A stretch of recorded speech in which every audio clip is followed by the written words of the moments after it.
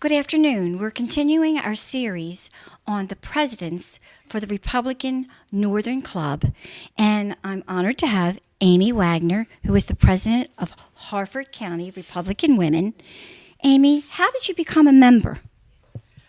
Well, it happened that I have an uncle that is on the Harford County Council, and his wife actually invited me to a meeting.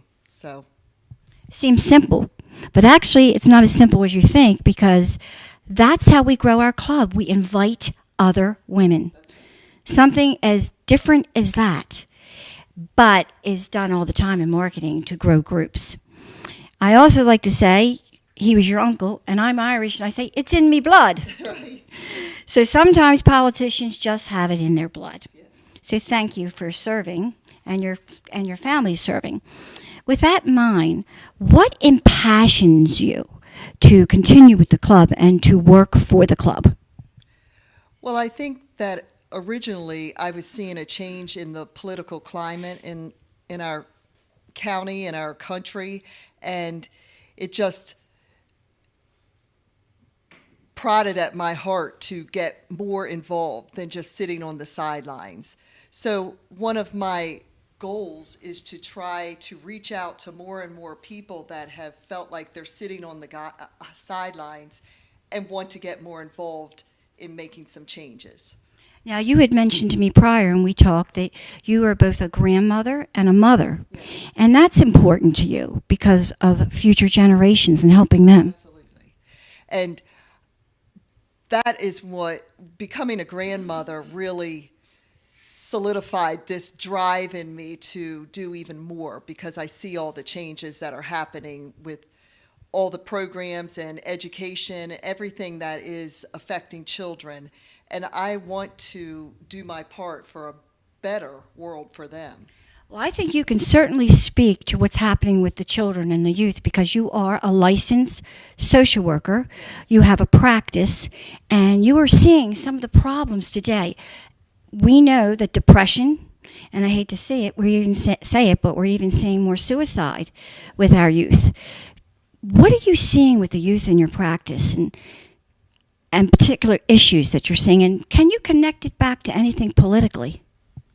Yes, definitely. What I'm seeing in my practice is more and more of an increase of children and teenagers coming in for therapy. And I think that definitely what is happening politically in our world right now is affecting them directly, not just with all the changes with COVID, but with all the changes just in the education system alone, is affecting their mental health.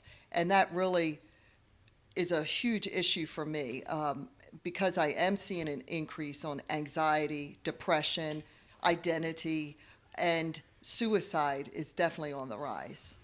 Well, if you wanted to bring a great example of politics affecting us, I think the main would be open borders, and how fentanyl is hurting our country, and we're having a crisis with children dying from fentanyl because of the open border situation.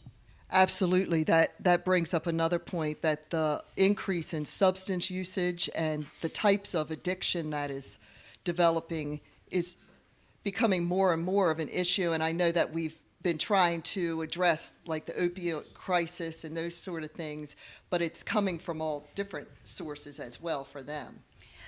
Amy, do you think the parents are aware of all the things that are affecting our children in our society? Do you think they're aware that their vote could actually be that important in raising healthy children?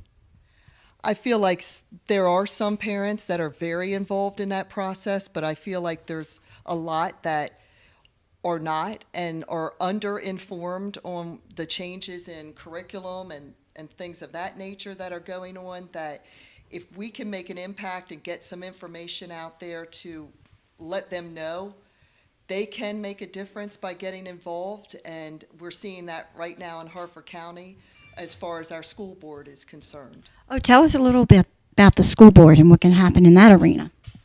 Well, we first had started a lot with the mandates, and we feel like the children were like the last group to be considered in this whole equation, and just fighting to have those mass mandates lifted.